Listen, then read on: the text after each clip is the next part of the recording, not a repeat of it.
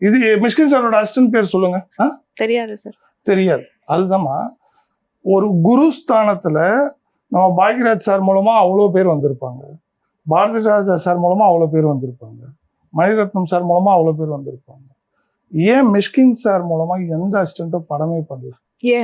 ஏன் நீங்க அடுத்த வாட்டி அவரை பார்க்கும்போது கேளுங்க, ஏன் சார் உங்க அசிஸ்டன்ட் 2 பேர் தான் இது வரைக்கும் படமே பண்ணியிருக்காங்க? உங்க அசிஸ்டன்ட் கிட்டத்தட்ட இந்த 10 வருஷம் ஜேர்னில ஒரு 250 பேர் 300 பேரை கிராஸ் பண்ணியிருப்பாங்க, 300 அசிஸ்டன்ட்ஸ் போயிருப்பாங்க வெளியில. ஏன் அப்படின்னு நீங்க அவரை கேளுங்க. இல்ல நீங்க சொல்லணும் சார், நீங்க அவரோட வந்து இவ்ளோ க்ளோஸா டிராவல் பண்ணதுனால கடந்து போயிடுவோம். இன்னைக்கு சார் வந்து இந்த படத்தை ப்ரொமோட் பண்ணல, சார் வந்து படம் பார்க்கல. நான் பூஜையில கூட ரொம்ப வருத்தப்பட்டு இருப்பேன், என் குரு வரல, மிஷ்கின் வரல அப்படி சொல்லிட்டு. சரி, அந்த குட்னஸ் நான் உங்ககிட்டயே அதே குட்னஸ் எதிர்பார்க்கணும்னு அவசியம் இல்லைல்ல. அதனால ஓகே அப்படின்றேன். கடந்து போயிட்டே இருக்கணும்.